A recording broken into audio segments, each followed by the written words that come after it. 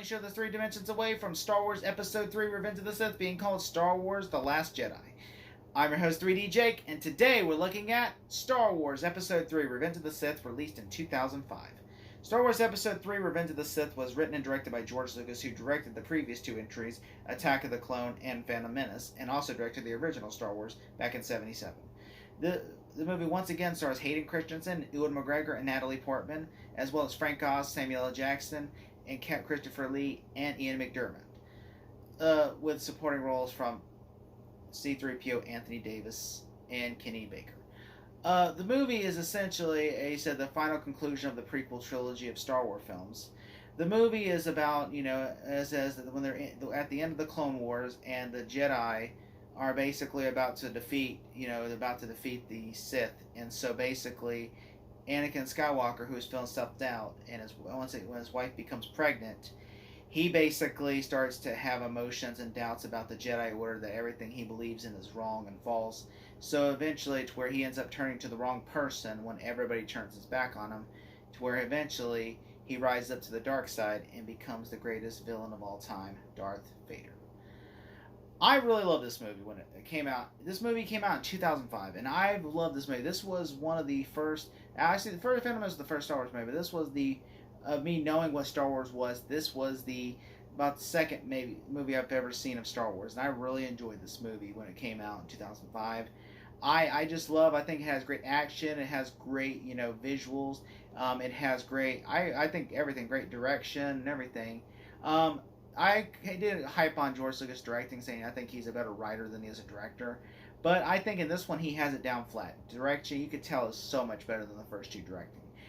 The writing in this movie, I think, is pretty good for the most part. I think George Lucas just needed like a practice run. I think this one he finally nails it, to where I think if he wrote a fourth movie that, like before, that was set between the two movies, I think it would have been great as well. There is some pacing issues in this movie. Like, I love this movie, okay? I love the fight scenes in the movie. I think Hayden Christensen is fantastic as Anakin in this movie. I think Ewan McGregor is obviously awesome as Obi-Wan. Natalie Portman doesn't really have nothing to do in this movie, and that kind of, there are things I like in this movie. I like Hayden Christensen, I like Ewan, and I like Frank Oz, I like Ian McDiarmid. I feel like he has the biggest role he has in this movie. And I think at the beginning, I was not a fan of the space battles at the beginning, but I think to me, once you get to the third act of the movie, or not the third act, but the mid-act, where Sam Jackson as Mace Windu goes to stop the Chancellor, and there's a big lightsaber duel. I love that. I think that's where it really starts to peak. I love the lightsaber duel between the Emperor, even though it does look CGI. You can tell he CGI'd his face and made it look like him. And I also really like in the second, I like in the also Order 66 when they're like, he's execute Order 66, and everybody just starts killing all the Jedi, and you see the fall of the Jedi. I think that's so music, and John Williams' score in this movie is so beautiful, to where even at Duel of the Fates is one of the best scores he's ever written. I think the Duel of the Fates with Darth Vader and everything with I think just seeing the fall of the Jedi, and then seeing the one scene that always gets me is seeing the kids when he kills the kids, when he pulls his lightsaber out. It's like, Master Skywalker, there are too many of them. What are we going to do? And then he just pulls his lightsaber out to murder them. I'm like, that is just intense. And then you see, Senator Organa pull up, and the clones are like, there's been a rebellion, so don't worry, the situation's under control. And then all of a sudden, a Jedi shows up, which is George Lucas' son in real life. And then all of a sudden, the Jedi's kill the child. Or not the Jedi, but the clone troopers kill the child. And then you just seeing him go, no! And then, and that to me just shows you that, you just seeing Padme cry and seeing the Jedi Temple burn. It just shows you, it's almost like Anakin's burning he's burning his life away in a way for this cause. Because he really wants to save his girlfriend. He's like, I really want to save Padme. I'm doing these horrible things to save her. And you see him, there are moments I do like at the beginning where, you see him being all fun. A lot of people say, oh, all he has is one-dimensional actor. I think he's really great. He's really fun and goofy at the beginning with Obi-Wan. The stuff you see in Clone Wars, a lot of people say, I wish they would have seen that in Hayden Christensen. You see this, at the beginning of the movie, he's really fun, and he's this is where the fun begins. This is that Anakin, where he's just being goofy and fun at everything. Like, you're shorter than expected. It's just like, that is Anakin. He's being fun and energetic in this role. I really think George Lucas should have implemented Ahsoka in there. Just like a couple of nods. That way, like, we could have had that before we got the Clone Wars animated series. That way, we know she's planted there. Because he said he was thinking about the Clone Wars animated series while George Lucas, like, why he was making this movie. So, I mean, why not, there is, like, I do like, like how everyone gets killed, all the Jedi get killed. It makes it really emotional how sad this is. And I also love at the end that, there is just so much writing on this fight, like at the end between him and Obi-Wan, how they have this big lightsaber duel on the lava planet of Mustafar. And people have speculated, I read people speculate over the years that, Darth Vader becomes Darth Vader on the lava planet of Mustafar.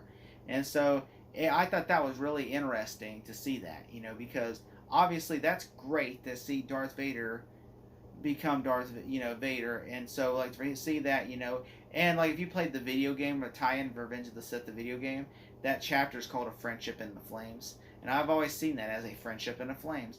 And that scene of them two fighting on the Mustafar, it was in all the marketing, all the posters. It's even on the thumbnail of this video. I mean, it's so iconic. That is the most iconic. It's like, I will say, this is the best lightsaber duel of all time. Because it is two Jedi in their prime fighting each other. And it's like two brothers almost. They see each other as two brothers. And he's like, and how I've always seen this is Anakin's downfall. This whole trilogy was Anakin's downfall.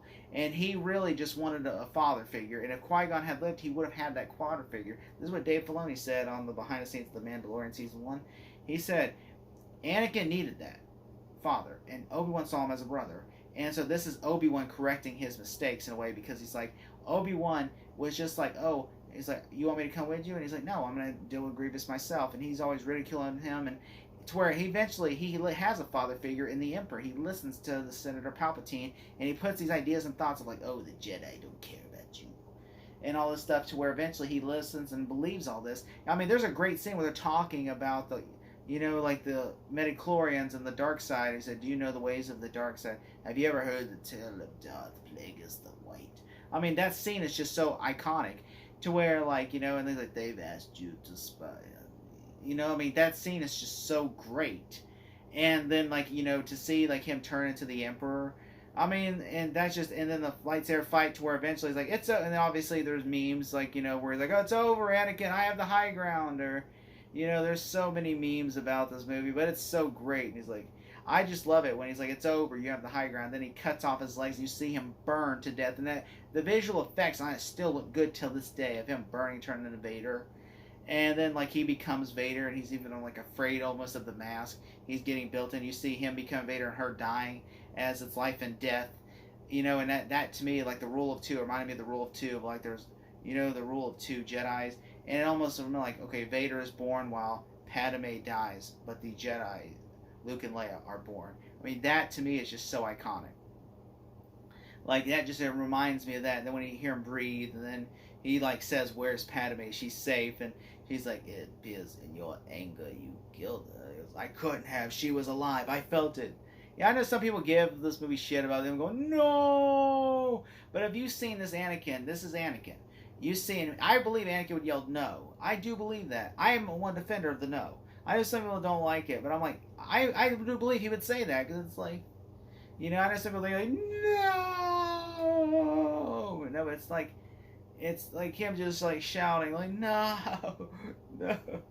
Like, it's almost like that, And these are good ideas. Sometimes they just are not executed properly. But these are really good ideas. And I really do like how, like, they have her funeral in Naboo. And then, of course, you see Jar Jar and everybody there. And then you also see, like, them building the Death Star. And and like, him and Vader. And then, Moff Tarkin, Grand Moff Tarkin, Governor Tarkin just walks away as he's talking to the Emperor. I mean, that's so cool. I also, this movie, as much as I love it, there are some issues with it. I don't think the first two acts are great.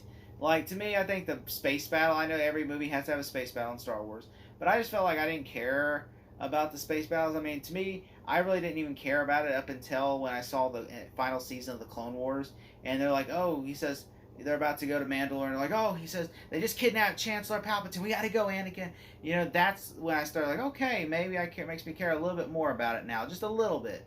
You know, but I just didn't care about that whole battle. I just sometimes fast forward to it. Sometimes I'll even skip to the third act of the movie where it starts whenever they go to arrest the Chancellor Palpatine. Because to me, this first two acts, like, I don't care about General Grievous. I know some people love Grievous. I'm like, I don't care. General Grievous is just a villain I don't care about. I feel like he's just like a coward in a way. When Mace Windu says he's a coward, I'm like, yeah, I agree. He is a coward.